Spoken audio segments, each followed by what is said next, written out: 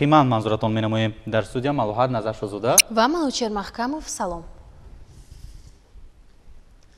ҳамасола шанбеи 3 моҳи апрел дар Тоҷикистон рӯзи пойтахти мамлакат шаҳри Душанбе таҷлил карда мешавад. Қобили зикр аст ки чанд соли охир рӯзи пойтахт бо ифтитоҳи даҳҳо иншооти наву замонавии сеҳсолӣ ва хизматрасонию маишӣ ҷашн гирифта мешавад. Ин дар навбати худ боиси ба шаҳри муосиру пешрафта табдил ёфтани Душанбе мегардад. Имрӯз низ дар доираи тадбирҳои ҷашнӣ ба муносибати рӯзи пойтахт бо иштироки асосгузори сулҳу ваҳдати миллӣ пешвои миллат президенти ҷумҳурии Тоҷикистон муҳтарам Эмомалӣ Раҳмон ва раиси Маҷлиси миллии Маҷлиси олии ҷумҳурии Тоҷикистон раиси шаҳри Душанбе муҳтарам Рустам Эмомалӣ дар пойтахти кишвар чанд иншооти нав мавриди баҳрабардорӣ қарор дода шуд. Бинои бисёр функсионалӣ бо ҷойгиршавии меҳмонхонаи чорситорадори Фирдавсӣ дар ноҳияи Шоҳ-Мансур яке аз онҳост.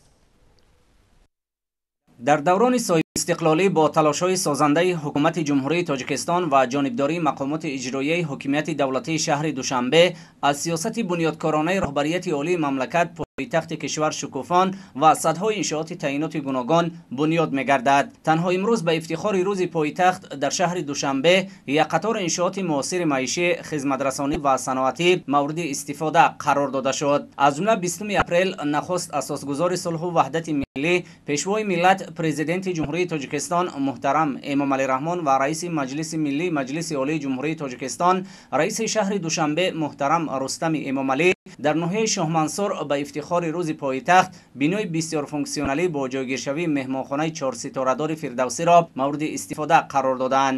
Маҷмӯаи муосир аз 22 ошёна иборат буда меҳмонхонаи чорситорадори Фирдавсӣ дар ошёнаҳои аз 13 то 22 бино ҷойгир шудааст ва дорои 103 ҳуҷраи хизматрасонӣ аз ҷумла 33 люкс, 8 нимлюкс ва 62 стандарти мебошад. дар меҳмонхона имкон аст дар як вақт ба 200 меҳмон мутобиқ ба меъёрҳои байналмилалӣ хизмат расонда шавад. бо ифтитоҳи маҷмӯаи нави хизматрасонии сайёҳӣ ва фароғатӣ дар пойтахти мамлакат 250 ҷойи кории нав таъсис ёфтааст. дар рафти бунёди иншоот бошад зиёда аз 150 мутахассиси маҳаллӣ ба кор ҷалб карда шуда буд.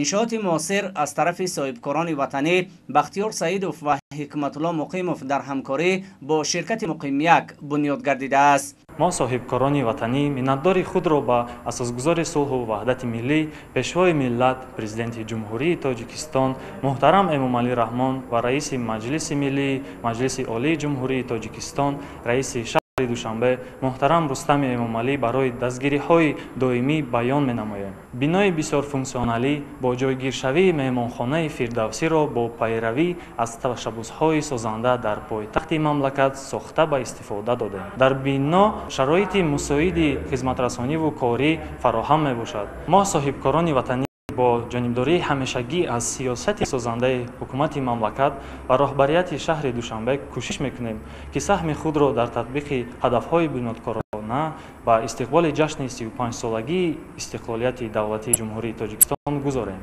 дар бино ҳамчунин марказҳои савдову хизматрасонӣ, фароғативу истироҳатӣ, маҷлисгоҳ бо 57 ҷойи нишаст, тарабхонаи ошхона, толори варзишӣ, ҳаммом ва дигар иншооти ёрирасон ҷойгир буда барои воситаҳои нақлиёт таваққуфгоҳи зеризаминӣ низ бунёд ёфтааст.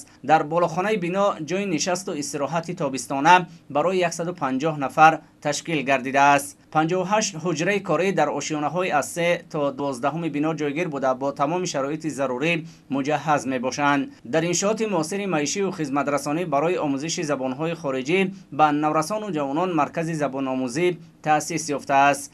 мехостам миннатдории худро ба пешвои муаззами миллат муҳтарам Эмомалӣ Раҳмон ва раиси шаҳри Душанбе муҳтарам Рустами Эмомалӣ барои чунин тӯҳфаи арзанда ба рӯзи пойтахти мамлакат баён намоям. дар тарабхонаи ин бинои бисёрфунксионалӣ ки имрӯз ба истифода дода шуд, мо 10 нафар занону духтарон бо ҷойи кор таъмин гардидем. дар ҷавоб дар чунин ғамхориҳои президенти мамлакатамон маданияти баланди меҳмонии тоҷикӣ ва хӯрокҳои миллиро барои меҳмонону сайёҳон ба таври шоиста муаррифӣ кунем.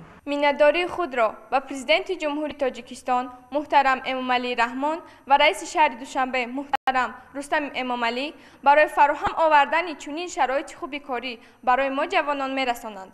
имрӯз дар рӯзи пойтахт чунин як бинои зебо ифтитоҳ гардид که من همچون یک جوانی خوش‌طالع از زمان صاحب استقلالی در مغازه فروشی قنجل‌ها به جای کار تامین گردیدم. کوشش میکنم که در اساس هدایت‌های پیشوای معظم ملت محترم امامعلی رحمان با فرهنگ بلند تاجیکانه برای ساکنان و مهمانان و سیاحان پایتخت خدمت رسانم.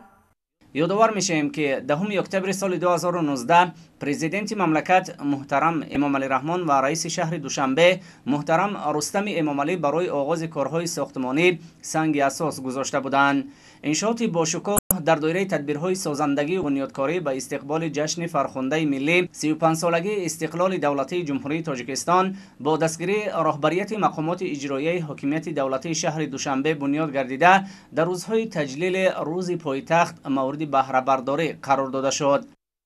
ما ساختمانچیان مهندسان شرکت وطنی مقیم یک در رفت کارهای ساختمانی در این انشاءات محتشم توجه اساسی را به صفت کارها روانه نمودیم. در جریان کارهای ساختمانی 150 نفر با جای کار و معاش خوب تأمین بودیم. اکثر مصالح ساختمانی استفاده شده استحصال کارخانه های وطنی بوده دارای صفت بلند می باشند. می توان گفت که بنا برای سالهای طولانی خدمت خواهد کرد. ما جوانان منتداری خود را به اساسگذار صلح و وحدت پیشوای ملت محترم امامعلی رحمان و رئیس شهر محترم رستم امامعلی برای چنین شرایط فعالیت در وطن عزیزم بیان می نماییم. پیشوای ملت پرزیدنت جمهوری تاجیکستان محترم امامعلی رحمان با صاحبکاران وطنی برای مجمع معاصر خدمت رسانی و فراغتی و سیاحی در پایتخت مملکت اظهار سپاس و منتداری نموده چنین تشبس و اقدامها را در روند سازندگی و بنیادکاری و تأسیس جایهای نو کاری برای ساکنان نمونه عبرت ارزیابی کردند. امروز در ناحیه فردوسی شهر دوشنبه نیز با اشتراک اساسگذار صلح و وحدت ملی پیشوای ملت پرزیدنت جمهوری تاجیکستان محترم امامعلی رحمان و رئیس مجلس ملی مجلس عالی جمهوری تاجیکستان رئیس شهر دوشنبه محترم رستم امامعلی انشاءات اجتماعی دیگر مهمانخانه 5 ستاره‌دار کانگورد گراند هتل مورد استفاده بری قرار گرفت. این بینای خوش‌طرح و زمانوی از 9 آشیانه عبارت بوده با سبک و اصول خاصی معماری بنیاد یافته دارای بهترین شرایط می باشد. 20 اپریل اساسگذار صلح و وحدت ملی پیشوای ملت پرزیدنت جمهوری تاجیکستان محترم امامعلی رحمان و رئیس مجلس ملی مجلس عالی جمهوری تاجیکستان رئیس شهر دوشنبه محترم رستم امامعلی با افتخار روز پایتخت در ناحیه فردوسی پایتخت مهمانخانه 5 ستاره‌دار کانگورد گراند هتل را مورد استفاده بری قرار دادند. بنای خوش‌طرح و زمانوی از 9 آشیانه عبارت بوده با سبک و اسلوب خاص معماری بنیاد یافته است و مطابق طلبات معاصر مجهز میباشد. به سرور دولت اطلاع دادند که در مهمانخانه نو 84 نفر ساکن محلی صاحب کار میشوند. اکثر کارگران دارای اختصاص‌های خدمت رسانی و مهمانداری و داننده چند زبان خارجی میباشند. سطح بلند دانش و آمادگی کارمندان امکانیت میدهد که به میزبان خدمت بلند صفت رسانیده شود. در این مهمانخانه 84 نفر اساساً جوانان صاحب کاری دائمی گشتند. برای بنیاد و تشکیل چنین انشاءات و فراهم آوردن شرایط برای کار به پرزیدنت جمهوری تاجیکستان محترم امامعلی رحمان اظهار منتداری می‌نماییم. اطلاع داده شد که کانگورد گراند هتل دارای 98 حجره از جمله برای مهمانان عالی مقام بوده امکانیت دارد در یک وقت 164 میزاج را قبول نماید. ضمن بازدید اطلاع داده شد که در برابر حجره‌های خواب مهمانخانه نو دارای دیگر امکانیت‌های ضروری از جمله جای گذراندن همایش‌های گوناگون، تالار مجلسی با 40 جای نشست و طربخانه بر هوا با 160 جای ساخته شده است. مهمانخانه دارای قهوه‌خانه مجهز و زمانوی بوده امکانیت دارد که در یک وقت با 140 نفر خدمت رساند. در مهمانخانه تالاری علایده ورزشی مجهز با دستگاه‌های مشق و تمرین بنیاد کرده شده است. امکانیت فراهم بوده با بلند گردیدن سطح و صفت خدمت رسانی به میزبان مساعدت خواهد کرد. در تخانه انشاءات مذکور سپاسالن تشکیل گردیده در داخل آن حوض شناوری، حجره‌های علایده با بوق تر و خشک، جکوزی و دیگر امکانیت‌های ضروری بنیاد یافته است. نظارت حرارت آب حوض و نظام پالایش آن با استفاده از دستگاه‌های معاصر در چند زینه برآمده شده است. خوشحال از آنم که امروز با اشتراک پرزیدنت جمهوری تاجیکستان محترم امامعلی رحمان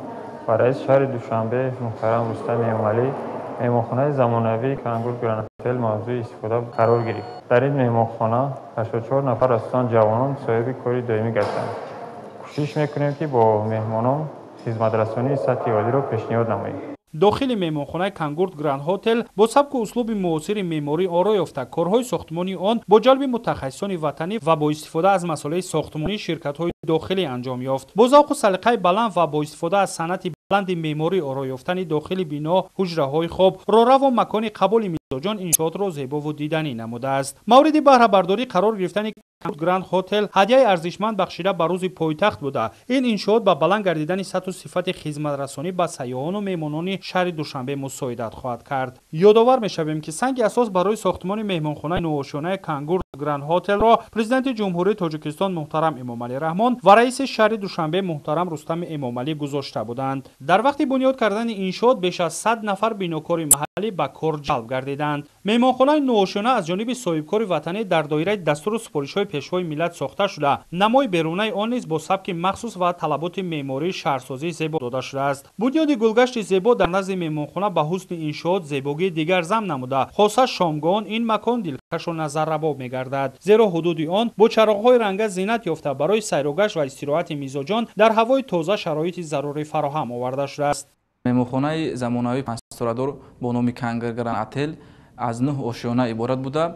در آشیانه‌های یکم، دوم و تخانه آن حوض شناوری، تالار ورزشی، قهوه‌خانه، مجلسگاه با زیاده از 40 جای عبارت میباشد. در مهمانخانه کانگورد گراند هتل ما بیشتر متخصصان جوان و زباندان را به کار دائمی جلب نمودیم که امروز میتوانند که جوابگو با استاندارد بین‌المللی در مهمانخانه خدمت رسانی نمایند.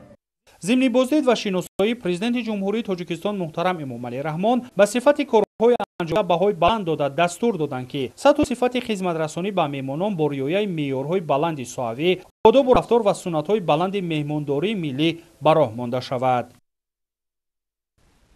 امروز همچنین در محله نوبهاری ناحیه سینا با اشتراک اساسگذاری صلح و وحدت ملی، پیشوای ملت پرزیدنت جمهوری تاجیکستان محترم امامعلی رحمان و رئیس مجلس ملی مجلس عالی جمهوری تاجیکستان رئیس شهر دوشنبه محترم رستم امامعلی کارخانه بافندگی جمعیت سهامی کشاده پیلای تاجیک مورد استفاده قرار گرفت. کارخانه بافندگی از کارگاه خشککنی پیله، کارکردی نخ، کارگاه بست و بند، آزمایشگاه، کارگاه چاپی، بافندگی، کارگاه ندافی، خشکشویی متا، کارگاه اطلس و ادرس و قالین بافی دستی عبارت بوده 300 نفر را با جای کاری دائمی تامین می‌نماید. 20 اپریل اساسگذاری صلح و وحدت ملی پیشوای ملت پرزیدنت جمهوری تاجیکستان محترم امامعلی رحمان و رئیس مجلس ملی مجلس عالی جمهوری تاجیکستان رئیس شهر دوشنبه محترم رستم امامعلی به افتخار روز پایتخت در محله نوبهاری ناحیه سینا کارخانه بافندگی جمعیت سهامی کشاده پیله تاجیک را افتتاح نمودند. در کارخانه کارکرد پیله تا سطح نهایی به راه مانده شده از ابریشم، اطلس و ادرس اعلی صفت استحصال کرده می شود.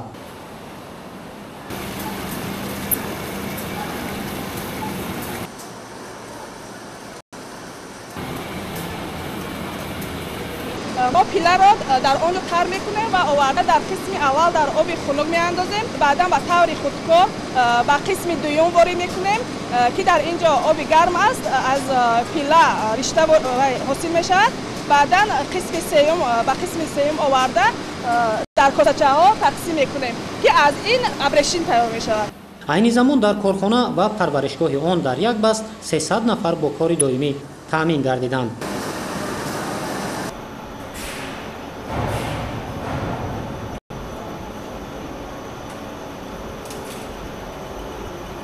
ما شکرانه از وحدت ملی استقلالیت میکنیم که چونی کارخانه های زیبا زمانوی را به استفاده داده شده است که ما زنهای خانه‌نشین آماده کار فعالیت کرده زندگی خود را باز هم زیبا و رنگین‌تر می‌سازیم.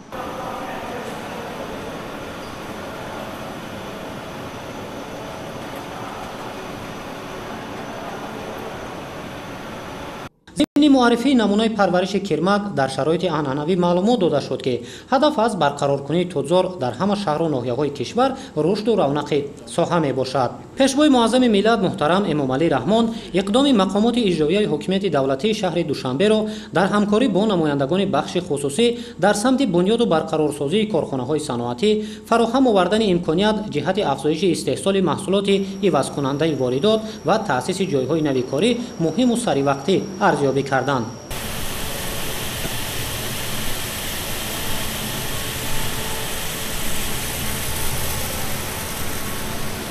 таҷҳизотҳои овардаи мо таҷҳизотҳои муосири ҷаҳонӣ мебошанд, иқтидорашон иқтидори баланд.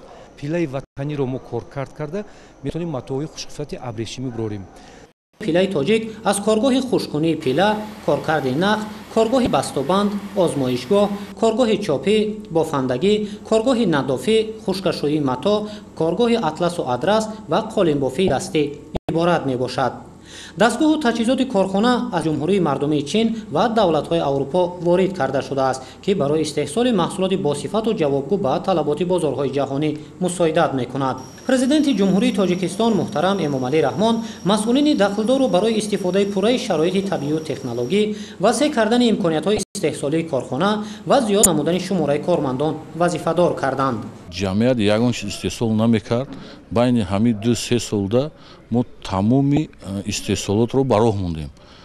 яъне аз пилла ба ришта, аз ришта куфта, аз куфта калоба, аз калоба мато истеҳсол менамоем, ки маҳсулоте ки ширкат мебурра, ҳамин таҷҳизотҳо мебурра, ин беҳтарин А4-ро медиҳад. яъне ки эко барои чӣ? барои дигар ширкатҳо дар ҳамин маҳсулоти ришта, яъне моддаи химиявиро қуш мекунанд барои равшан кардани ришта.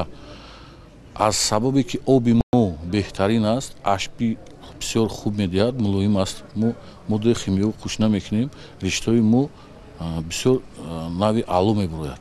баъд аз ҷамъоварии пила дар корхона хушк карда шуда, дар хади технологии абрешим ба навъҳо ҷудо ва ба ришта табдил дода мешавад. иқтидори солонаи истеҳсоли абрешими надофӣ зиёда аз 40 тонна ва истеҳсоли риштаи абрешим зиёда аз 60 тоннаро ташкил медиҳад. абрешими омодашуда дар коргоҳи бофандагӣ ба мато табдил дода мешавад. иҷрои намунавии супоришҳои роҳбари давлат дар доираи расидан ба ҳадафи чоруми стратегӣ саноатикунонии босуръати кишвар имкон фароҳам овард, ки тавассути бунёду барқарорсозии иншооти саноатӣ афзоиши истеҳсоли маҳсулоти ивазкунандаи воридот зиёд ва сокинони кишвар ҳарчи бештар дар соҳаи саноат ба кори доимӣ фаро гирифта шаванд. ихтисоси ман технолог аст. мо хурсандем ки бо ҷои кор таъминем, кӯшиш мекунем ки маҳсулоти босифатро истеҳсол намоем. дастгоҳи чопӣ, ки технологияи он аз Италия ворид карда шудааст, дар ҷумҳурӣ аввалин мебошад ва тавассути ворид кардани нақш барои истеҳсоли маҳсулоти зебою дилкаш нигаронида шудааст.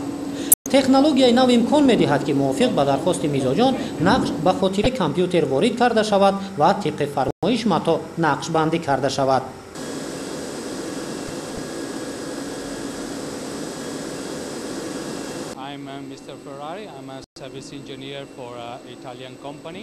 من فراری هستم، مهندس خدمترسان شرکت ایتالیایی اپریجیانی. این شرکت ایتالیایی ماشین‌های چاپ رقمی را برای ساحه نساجی استحصال می‌کند. من بار اول است که در تاجیکستان خاصه آسیای مرکزی برای نصب تکنولوژی اکوترا امان قرار دارم. این یک ماشین سبز است. زیرا شرکت در حفظ محیط زیست اشتراک میکند. این تکنولوژی رقمی با رنگ‌های از جهت اکولوژی تازه مجهز میباشد. زیرا شرکت ما با محیط زیست احترام میگذارد و شما میتوانید همه گونه متا را توسط آن چاپ نمایید. تکنولوژی مذکور در منطقه بنظیر میباشد. این ماشین با کلید چاپ رقمی مجهز می باشد و می توان در یک ساعت 170 متر مربع متا با نقشه‌های گوناگون را با صفت بلند به دست آورد. یکی از برتریت‌های دیگری تکنولوژی در آن است که ما آب را نیز صرفه می‌کنیم.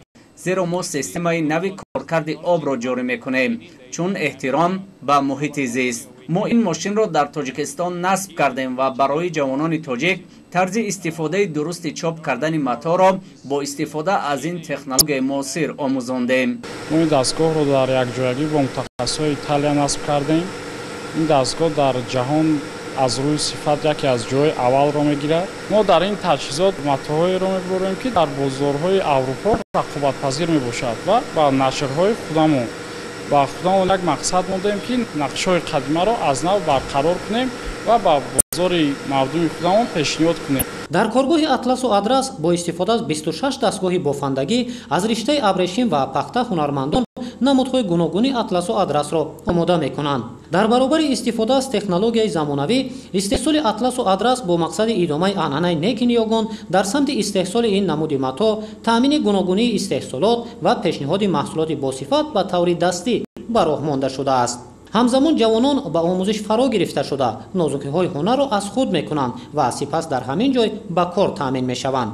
бисёр хурсанд шудам ки дар ин ҷо бофтани атласро ёд гирифтам. дастбоф яъне ки мукаммалтар, боқуаттар, зеботар намудор мешавад. ҳамин тавр мо бисёр хурсанд шудем аз ин коргоҳ. либоси миллии фахри мо аст. ман ифтихор мекунам ки либоси миллӣ истеҳсол менамоям.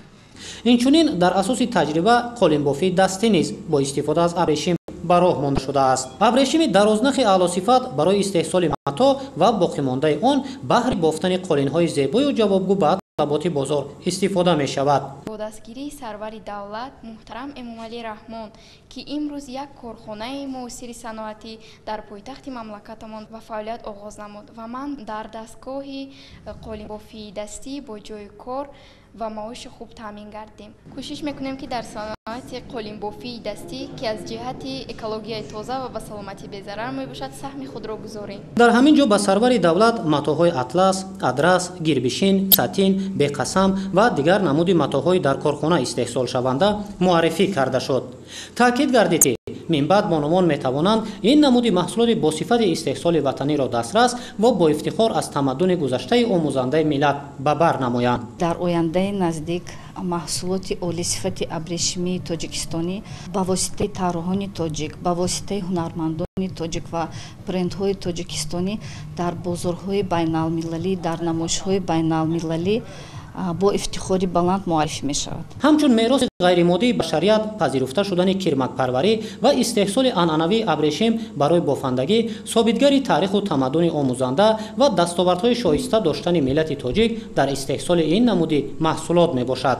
имрӯз ҳадафи давлату ҳукумати ҷумҳурии тоҷикистон ба эҳёи анъанаҳои неки ниёгон, рушди ҳунармандӣ ва фароҳам овардани шароити арзандаи зиндагӣ барои сокинони мамлакат равона карда шудааст.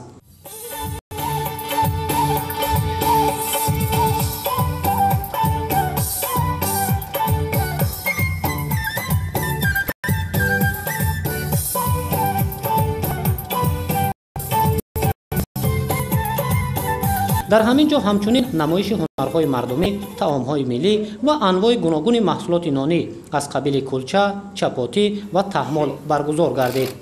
таваҷҷӯҳи пайвастаи роҳбари давлат, пешниҳоди имтиёзу сабукиҳо ба ҳунармандон ва эҳсоси баланди худшиносии мардум ба эҳё ба равнақи ҳунармандӣ дар Тоҷикистон мусоидат кардааст.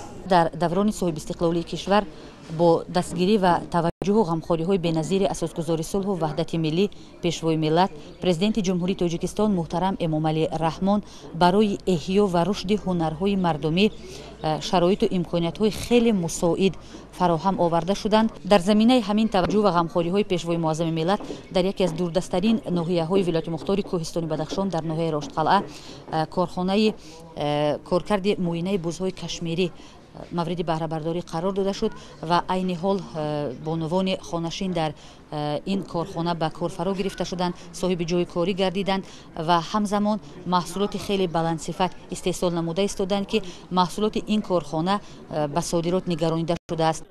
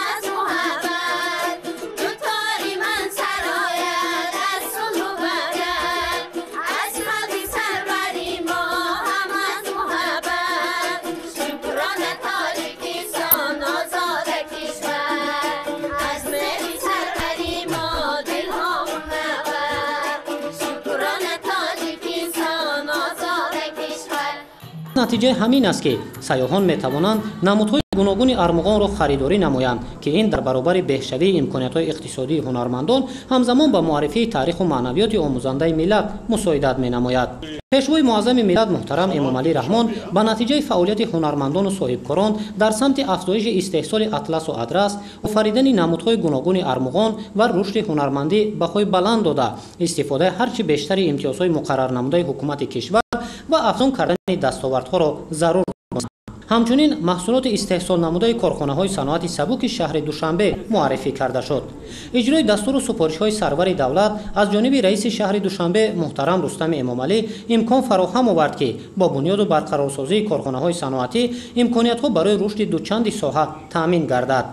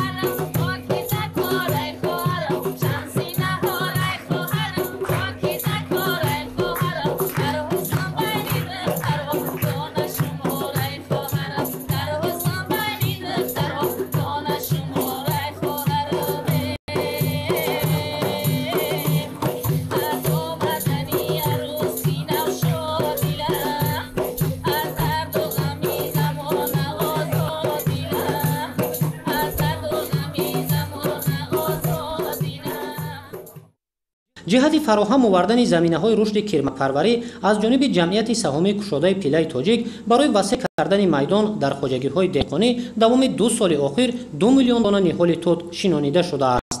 оянда ҳар сол ба миқдори 1 миллион дона ниҳоли тут шинонида мешавад. инчунин дар паҳлӯи ҷамъияти саҳомии кушодаи пиллаи тоҷик дар масоҳати 30 гектар замин парваришгоҳи замонавӣ барои ниҳолҳои интенсивии мевадиҳанда бунёд карда шудааст. дар ҳамин ҷо сарвари давлат бо нақшаи бунёди боғ, имкониятҳои технологӣ, таҷрибаи муосири боғдорӣ ва намунаи мевагиҳои дар оянда истеҳсолшаванда шинос шуданд.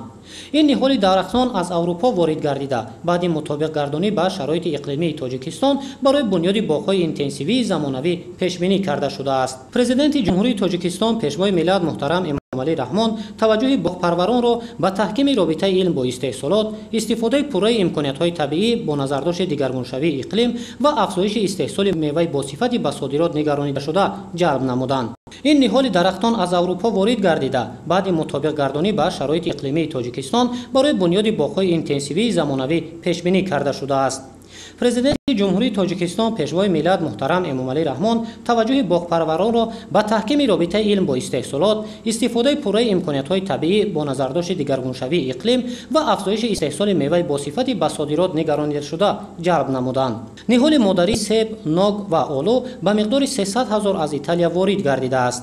парвариши ниҳоли мазкур мутобиқ ба талаботи технологӣ сурат гирифта соли оянда аз инҳо ба миқдори 1 миллион 800 000 ва дар солҳои баъдӣ то 2 миллион дона қаламча гирифта мешавад. дар 1 гектар боғи интенсивӣ 3600 ниҳол шинонида мешавад ва обёрии он бо 2 усул қатрагӣ ва боронвор ба роҳ монда шудааст. ҳамчунин ба ҳамин восита ниҳолон бо пошидани маҳлулҳои махсус аз сардӣ ва ҳашарот ҳимоя карда мешавад. парваришгоҳи замонавӣ барои ниҳолҳои мевадиҳанда ки дар оянда барои бунёди боғи интенсивӣ истифода бурда мешавад бунёд карда шуд. дар парваришгоҳ ниҳолҳои мо дар боғи себ, нок, олу ба миқдори 300 000 дона аз ҷумҳурии Италия ворид кардем. ниҳолҳои мазкур бо тарзи махсус парвариш карда мешавад ки дар оянда инҳо дар тӯли 2 сол ба миқдори 1 миллион 800 000 мерасад. мо решаҳои модариро овардем аз ҷумҳурии Италия ки як маротиба решаҳоро мешинонем. дар як сол 3 маротиба зиёд мешаванд. дар як сол ба шумори 1,800,000 мерасад. як марҳила дар қисмати модарбоғӣ парвариш мекунем. баъд қисмати дуюм ниҳол парваришгоҳ мешавад. қисмати қаламча мекунем. баъд қисмати сеюм қисмати пайвандкунӣ аст ки пайванд мекунем. пайвандро мо метавонем ки аз дарахте овардагием айваё истифода мебарем. маҳсулотҳоро бори аввал аз ҷумҳурии Италия ворид кардем.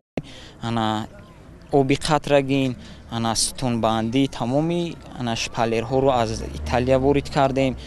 дар нақша дорем ки ҳамин чизҳоро дар дохили кишварамон корхонаҳоша бунёд кунем. ҳосили мевагӣ аз ин боғҳо дар як мавсим то ба 65 тонна мерасад. парвариш дар асоси таҷрибаи пешрафтаи ширкатҳои бонуфуз ба роҳ монда шудааст ва дар ҳамоҳангӣ бо намояндагони истеҳсолот дар Тоҷикистон табодули таҷриба карда мешавад.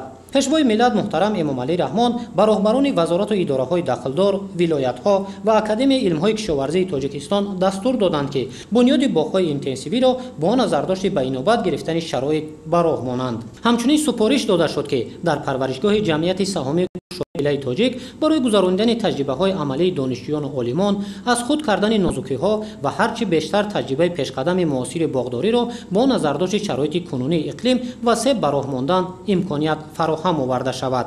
дар ҳамин майдони васеъ парвариши туд ва пистаи маҳаллӣ ба роҳ монда мешавад. умуман давоми 4 соли охир аз ҷониби ҷамъият дар заминҳои бекорхобидаи талу теппаҳои шаҳру ноҳияҳои мамлакат 4 миллион навниҳоли пистаи маҳаллӣ шинонида шудааст. ҳоло 1,200,000 дона ниҳоли пистаи маҳаллӣ омода карда шудааст ва он шинонида мешавад.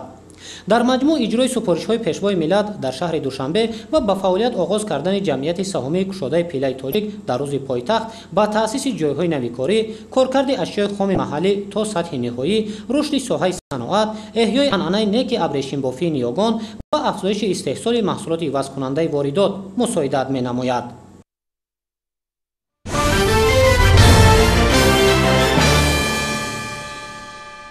раиси маҷлиси миллии маҷлиси олии ҷумҳурии Тоҷикистон, раиси шаҳри Душанбе муҳтарам Рустами Эмомалӣ сокинони шаҳри Душанберо ба муносибати рӯзи пойтахт табрику таҳният гуфтанд. дар паёми табрикии худ муҳтарам Рустами Эмомалӣ таъкид мекунанд ки Душанбе ҳамчун пойтахти ҷумҳурии Тоҷикистон дар марҳилаи нави рушд қарор дорад ва мо сокинони ин шаҳри зебоманзарро зарур аст ки барои боз ҳам ободу зебо ва пешрафта гардонидани пойтахти кишварамон саҳми бевосита гузорем. ҳоло таваҷҷӯҳ кунед ба матни паёми табрикии раиси маҷлиси миллии маҷлиси олии ҷумҳурии Тоҷикистон, раиси шаҳри Душанбе муҳтарам Рустами Эмомалӣ дар қироати ҳамкорони мо. паёми табрикотии раиси маҷлиси миллии маҷлиси олии ҷумҳурии Тоҷикистон, раиси шаҳри Душанбе муҳтарам Рустами Эмомалӣ бахшида ба рӯзи пойтахти ҷумҳурии Тоҷикистон, шаҳри Душанбе. ҳамватанони азиз, сокинони саодатманди пойтахт, шуморо ба муносибати рӯзи пойтахти маҳбубамон шаҳри Душанбе ки имсол ба 20 апрел рост меояд, самимона шодбош мегӯям. ин ҷашн ба мисли худи пойтахти зебою дилорои мо кулли сокинони кишварамонро сарҷамъу муттаҳид месозад. имрӯзҳо хурду калон Душанберо дӯст медорад, ба таърих, фарҳанг ва арзишҳои он арҷ мегузорад. Душанбе ҳамчун пойтахти давлати Тоҷикистон ва маркази сиёсӣ, илмию фарҳангӣ ва муаррифгари шоистаи симо ва оинаи давлату миллати кӯҳанбунёди тоҷик ба ҳисоб меравад. дар ин давраи арзишманди таърихӣ пойтахти азизамон шаҳри Душанбе бо саҳмгузории наслҳои гузашта сохта шуда, ҳоло дар марҳилаи инкишофи бемайлон ва рушди бесобиқаи худ қарор дорад. маврид ба зикри хос аст ки солҳои охир зери таваҷҷӯҳ ва ҳидоятҳои созандаи асосгузори сулҳу ваҳдати миллӣ, пешвои миллат, президенти ҷумҳурии Тоҷикистон муҳтарам Эмомалӣ Раҳмон дар пойтахти азизамон корҳои бузурги бунёдкориву созандагӣ амалӣ карда шуданд. бо шарофати дастгирии давлату ҳукумат و توسط زحمت‌های ساکنان آبادپیشه شهر دوشنبه ما توانستیم که در یک چند سال اخیر سیمای پایتخت را کلاً دیگر کرده آن را به یکی از پایتخت‌های معاصر سطح جهانی مبدل گردانیم. محض در نتیجه زحمت صادقانه و وطندوستانه ساکنان سربلند مملکت شهر دوشنبه در بین پایتخت‌های دولت‌های دیگر همچون پایتخت جوان و رشد یابنده اعتراف گردید. مهمتر از همه در شهر دوشنبه برای پیشرفت تمام ساحه‌های حیات جامعه از جمله تجارت و اقتصاد، علم و فرهنگ، راه و کمونیکاسیا و تأمین زندگی شایسته اهالی آن شرایط مساعد فراهم آورده شد. با اطمینان کامل می توان گفت که در سالهای نزدیک شهر دوشنبه به یکی از مرکزهای مهم علمی، تجارتی و اقتصادی و فرهنگی در منطقه تبدیل خواهد یافت. در برابر دستاوردهای نظررس ما هنوز در مقیاس پایتخت مسئله و مشکلات حل طلب نیز داریم که همه آنها را خودمان با نیرو و ذهن سالم، اتحاد و سرجمعی و مهنت سازنده و آبادگرانه با شکرگزاری از ثبات و آرامی وطن آزاد و صاحب استقلالمان حل و فصل می نماییم. از این رو هر یک ساکن پایتخت را دعوت می نمایم که در اجرای رسالت باز هم آبادتر و پیشرفته، زیبا و گلپوش و سرسبز و خرم گردانیدن و به جهانیان به طور ارزنده معرفی کردن پایتخت عزیزمان شهر دوشنبه صدقاً تلاش ورزند. اطمینان کامل دارم که ساکنان با فرهنگ پایتخت من بعد نیز با رعایت مدنیت بلند شهرداری و دانش و معرفت والای انسانی نمونه بهترین شهرنشینی را نشان می‌دهند. زیرا دوشنبه شهر ماست، خانه امید ماست که ما آن را دوست می‌داریم، از آن افتخار می‌کنیم و ما به آن اعتماد داریم. با شما خوشبختی، سلامتی و عمر دراز تمنا کرده آرزوی آن را دارم که شهر دوشنبه مکان عملی شوی نیت‌های نیکی هر یک تاجیک و تاجیکستانی گردد. عید مبارک همدیران عزیز.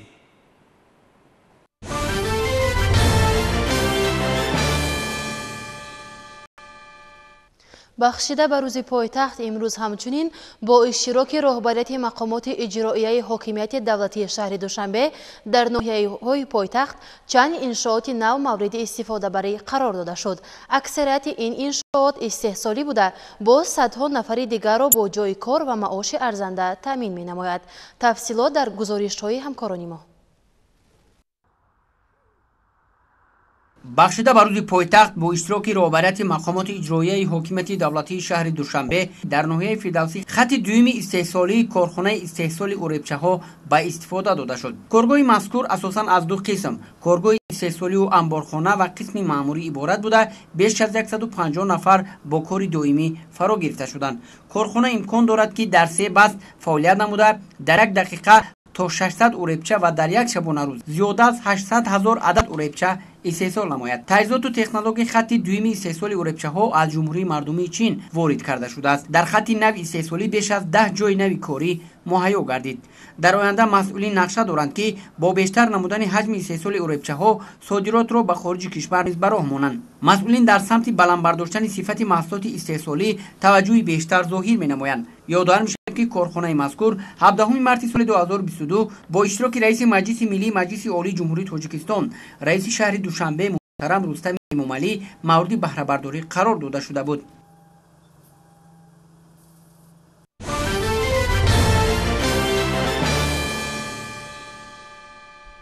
در مؤسسه دولتی اهورون شهر دوشنبه بخشیده به روز پایتخت جمهوری تاجیکستان برنامه فرهنگی تحت عنوان تو قلب تاجیکستان دوشنبه و مراسم جایزه سپاری به غالبان آزمون‌های شهری برگزار گردید. همکارانمان از جریان این چاره‌بینی با شکوه گزارش می‌دهند. رهبریت مقامات اجرایی حکومت دولتی شهر دوشنبه ضمن یک برنامه فرهنگی تحت عنوان تو قلب تاجیکستان دوشنبه غالبان آزمون‌های شهری را با جایزه‌ها قدردانی نمودند. ضمن افتتاح برنامه فرهنگی فراغتی معاون یکم رئیس شهر دوشنبه جمشید تبرزاده اشتراکیان را از نام رئیس شهر محترم رستم امامعلی خیرمقدم و با روز پایتخت مبارکباد گفت. ذکر شد که در سالهای صاحب استقلالی دوشنبه به طور بی‌سابقه رشد کرده به یکی از شهرهای زیباترین منطقه تبدیل یافته است. با شرافت سیاست بنیادکارانه پیشوای ملت محترم امامعلی رحمان و اقدام‌های سازنده رئیس شهر دوشنبه محترم رستم امامعلی، پایتخت وطن ما روز از روز آباد و زیبا گردیده مکانی پسندیده جهانیان می‌گردد. در جام دیدانه نخست غالبان نیم ماراتون 14 بین‌المللی دوشنبه که بهترین ورزشکاران از برادر شهرها و شهرهایی که با شهر دوشنبه همکاری تجارتی و اقتصادی دارند قطعه‌های اروپا، آمریکا، آفریقا و آسیا نمایندگی می‌کنند قدردانی گردیدند. غالبان این مسابقه بین‌المللی با افتخارنامه، جام و مکافات پولی قدردانی شدند. سپس در همین مراسم غالبان آزمون‌های کسبی ساحه تندرستی و معارف شهر دوشنبه، بیمارخانه سال، مؤسسه کمک اولیه طبی و سانیتری سال، طبی سال، طبیب اولیوی سال، کارمند میانه طبی سال، مربی سال، آموزگاری سال، خواننده سال، گیرندگان استیپندیای رئیس شهر دوشنبه و دیگر آزمون‌های شهری جنبست گردیده غالبان در وضعیت تنتنوی با مکافات‌های مقامات اجرایی حکومت شهر دوشنبه سرفراز گردانیده شدند.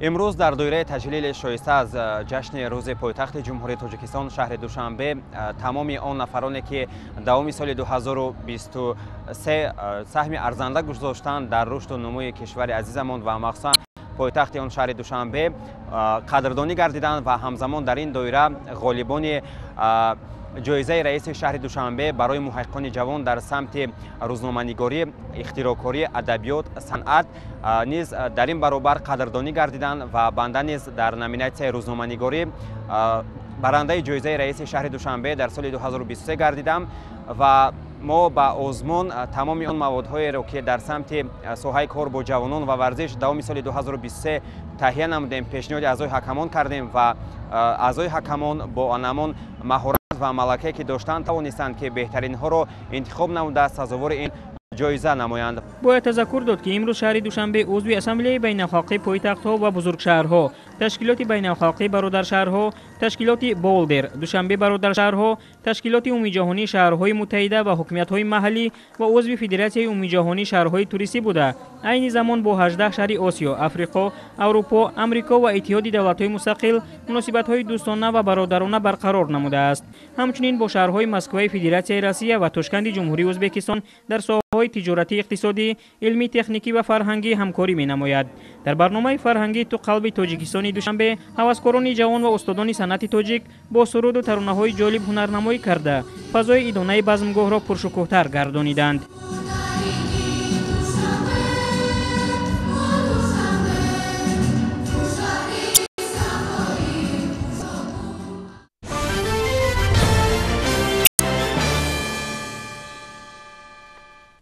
بخشیده به تجلیل روز پایتخت با تشبث مقامات اجرایی حاکمیت دولتی شهر دوشنبه 14مین نیمه‌ماراتون بین‌المللی در مسافه 21 کیلومتر و 97.5 متر راه اندازی شد.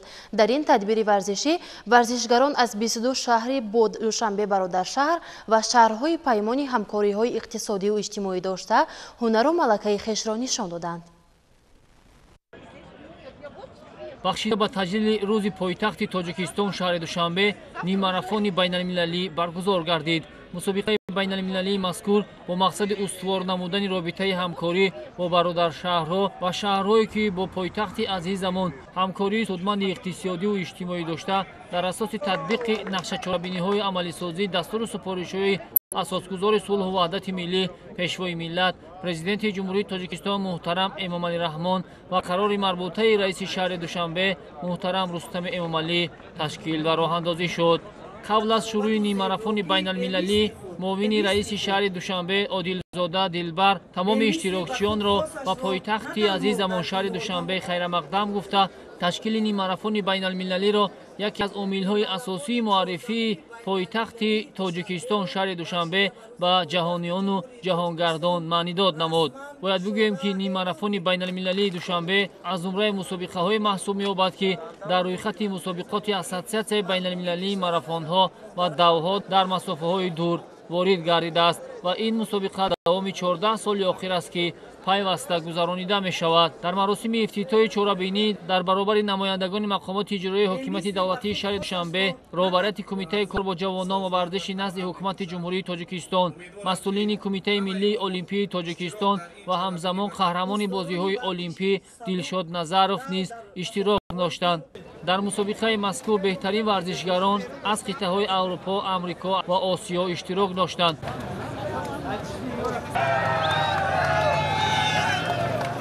باید قید نمود که در نیمه‌ماراتون بین‌المللی دوشنبه سالهای اخیر پیوسته ورزشکاران بهترین از کشورهای گوناگون از جمله قزاقستان، قرقیزستان، ازبکستان و دیگر کشورها فعالانه شرکت می‌ورزند. 14مین نیمه‌ماراتون بین‌المللی دوشنبه مسافت 21 کیلومتر و 97 متر را در بر می‌گیرد. رقابت‌ها از میدان نوروزگاه پایتخت شروع گشته تا میدان دوستی نزد پیکره اساسگذار دولت تاجیکان شاه اسماعیل سامانی به انجام می‌رسد. پس از رقابت و طی نمودن مسافت پیش‌بینی شده غالبان نیز معین شدند. میان مردان اولین شده خط مرا را ویتالی شفا از کشور اوکراین تعیین نمود. نشانداد ورزشکار اوکراینی 1 ساعت و 4 دقیقه و 137 ثانیه را در بر می‌گرفت که با این ورزشکار موفق 38500 سامانی مکافات پولی تقدیم شد.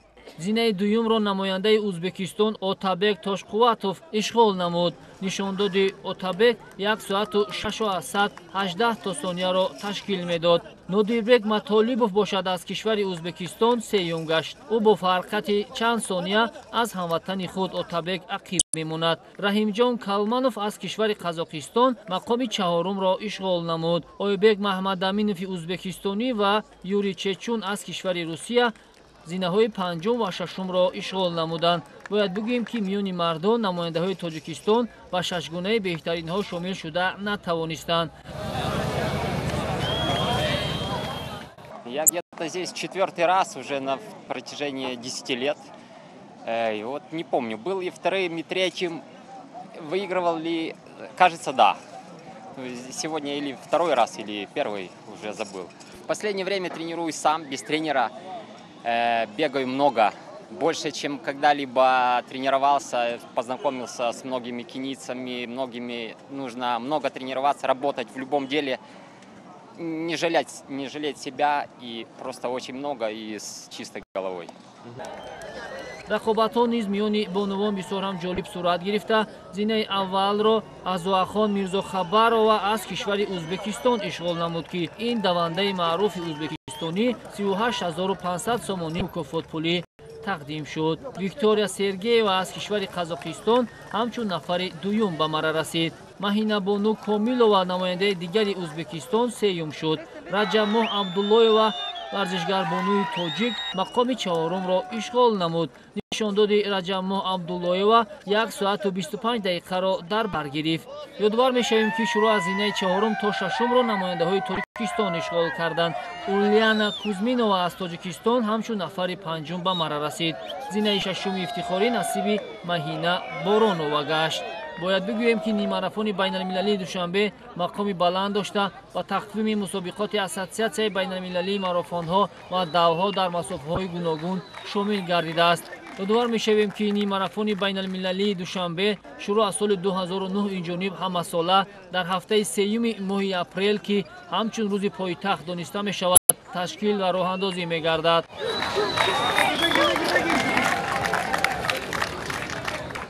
Сам старт отличный. Погода чуть-чуть влажная, конечно. Пропарились. Ну, а так трасса, в принципе, нормальная. И классно пробежали. Многократная чемпионка ташкентских полумарафонов международных. В Таджикистане тоже была в 2001 году в Шосе. Тоже заняла первое место.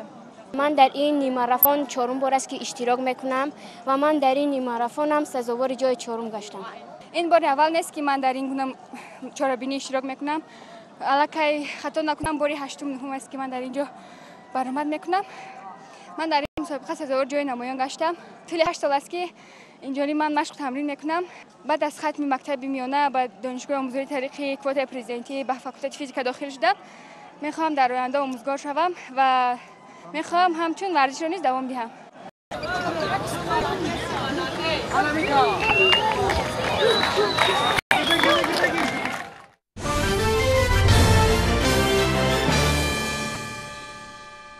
мағз ҳамдастӣ ву ҳамдилӣ ва андешаи ватандӯстии сокинони пойтахт сабаб шудааст ки айни ҳол шаҳри Душанбе дар арсаи байналмилалӣ яке аз зеботарин шаҳрҳо дониста мешавад. муттаҳидии мардум ҷиҳати ободу зебо гардонидани пойтахти мамлакат аз сиёсати бунёдкоронаи пешвои миллат муҳтарам Эмомалӣ Раҳмон ва иқдомҳои созандаи раиси шаҳр муҳтарам Рустами Эмомалӣ сарчашма мегирад. имрӯз ҳам як гурӯҳ бузурги сокинон ва кормандони ташкилоту муассисаҳои гуногун ба ҳашари дастаҷамъӣ баромаданд ва дар сабзу хуррам гардонидани шаҳри азизамон ҳиссаи муносиби худро гузоштанд.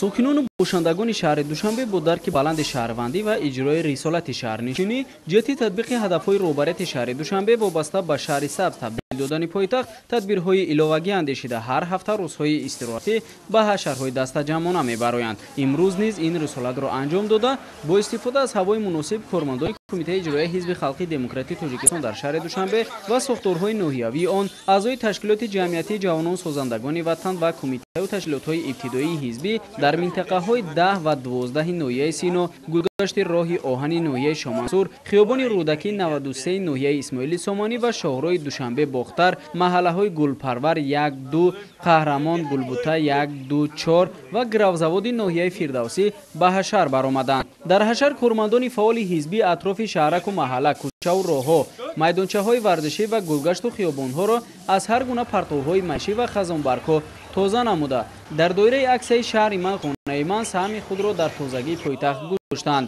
дуруст аст ки тозаву озода намудани пойтахт ва сарсабзу хуррам гардонидани он рисолати сокинони пойтахт аст ва аз ҳар яки мо масъулияти баландро тақозо мекунад. бояд тазаккур дод иқдоми мазкур дар ҳошияи дастуру супоришҳои пешвои миллат муҳтарам Эмомалӣ Раҳмон ва нақшаи чорабиниҳо вобаста ба густариши корҳои ободонӣ, тозагиву озодагӣ, ниҳолшинониву сабзкорӣ ва нигоҳдории майдончаҳои варзишии шаҳри Душанбе сурат гирифта минбаъд идома меёбанд.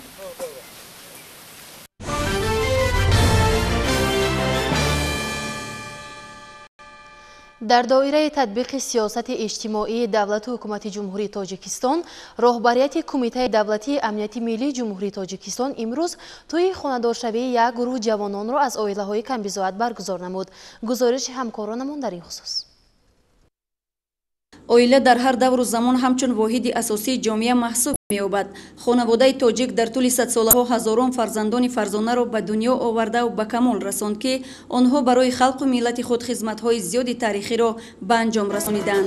оила ҳамчун ниҳоди иҷтимоӣ дар ҷомеа мавқеи махсуси худро дошта дар иҷрои самараноки вазифаҳои тарбиявӣ, фарҳангӣ ва маърифатӣ, таъмини нуфузи аҳолӣ, робитаи наслҳо ва иҷтимоикунонӣ ба раванди рушди ҷомеа таъсири бевосита мерасонад. дар ин замина имрӯз аз ҷониби роҳбарияти Кумитаи давлатии амнияти миллии ҷумҳурии Тоҷикистон дар доираи сиёсати иҷтимоии ҳукумати мамлакат ва дастуру ҳидоятҳои бевоситаи асосгузори сулҳу ваҳдати миллӣ пешвои муаззами миллат муҳтарам Эмомалӣ Раҳмон тӯи хонадоршавӣ 11 ҷуфти ҷавон баргузор карда шуд. дар рӯзи пойтахт ва ин рӯзи хушбахтӣ ҷавонони хуштоле соҳиби шаҳодатномаҳои ақди никоҳ гардида расман ба зиндагии мустақилона қадам ниҳоданд. ғамхорӣ нисбат ба ятимону бепарасторон ва фарзандони оилаҳои камбизоат дар сиёсати иҷтимоии ҳукумати ҷумҳурии Тоҷикистон ҷойгоҳи махсус дошта барои беҳтар намудани шароити кору фаъолият, таҳсил ва зиндагии онҳо пайваста тадбирҳои зарурӣ ва самарабахш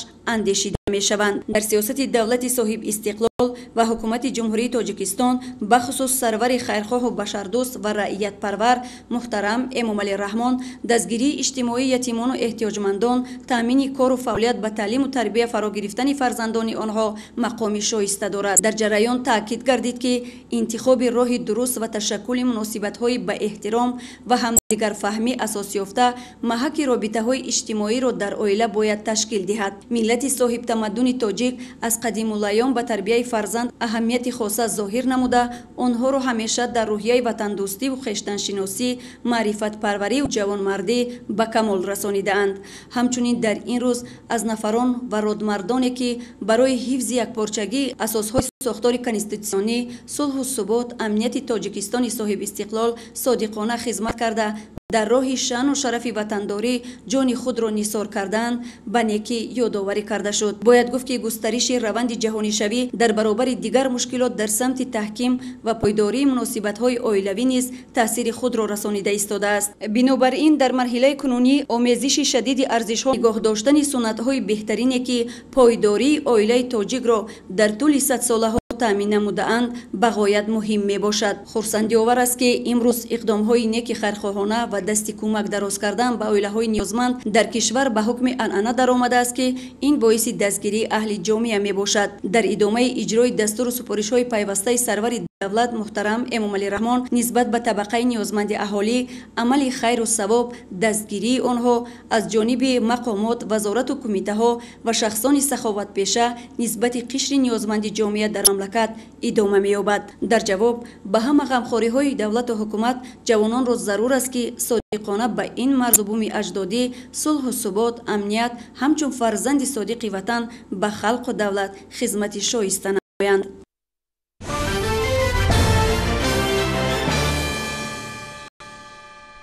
дар донишгоҳи миллии тоҷикистон дар мавзӯи Садриддин Айнӣ муболиғи фарҳанг ва худшиносии миллӣ ҳамоиши ҷумҳуриявии илмӣ назариявӣ баргузор гардид ки дар кори он адабиётшиносон, муҳаққиқон ва пажӯҳишгарон иштирок карда осори адабӣ илмии қаҳрамони Тоҷикистонро мавриди таҳлилу баррасӣ қарор доданд. шарҳи мавзӯъ дар гузориши ҳамкорони мо.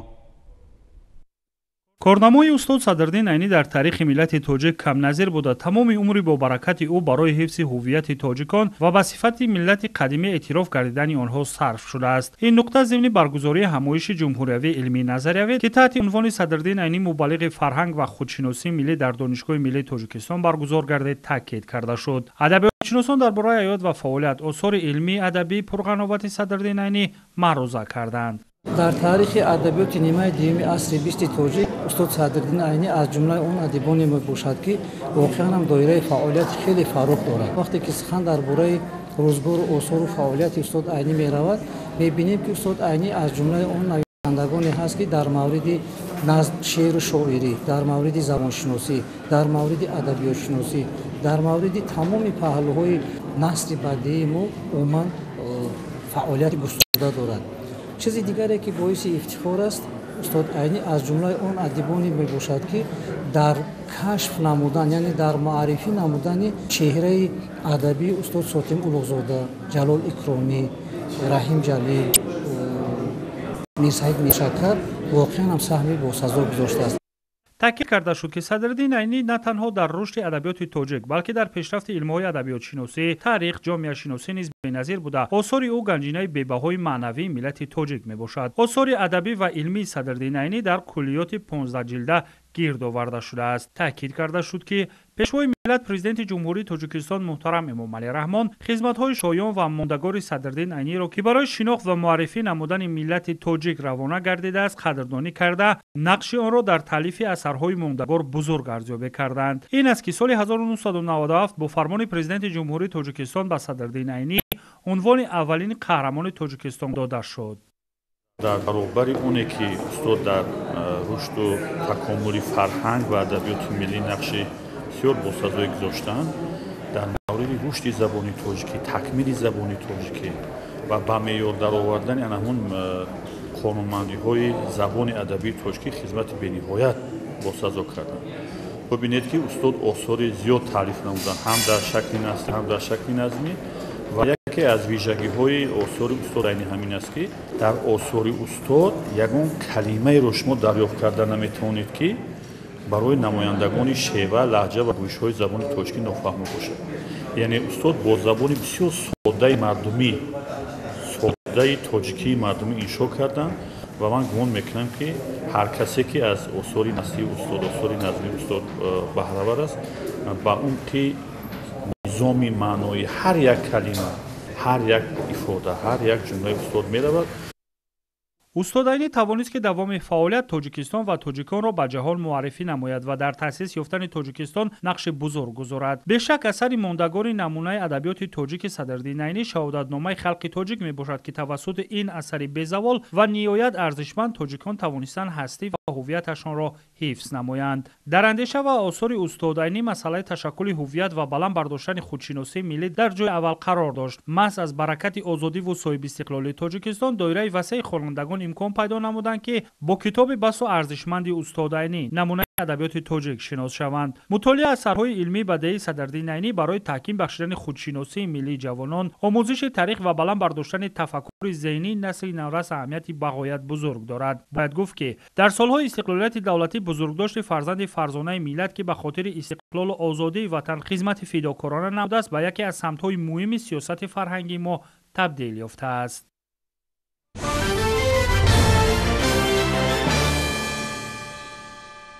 бинандагони гиромӣ, ин буд барномаи иттилоотии навид ки мустақиман манзуратон намудем.